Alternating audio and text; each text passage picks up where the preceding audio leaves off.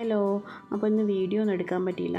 അപ്പോൾ ഞങ്ങളിന്ന് വൈകുന്നേരം ടൗണിൽ പോകണ്ടേനി, കുറച്ച് പാത്രങ്ങളൊക്കെ മാറ്റി വാങ്ങാണ്ടേനി കേട്ടോ. അപ്പോൾ അതൊക്കെ വാങ്ങാൻ വേണ്ടി ടൗണിലേക്ക് ഇറങ്ങി.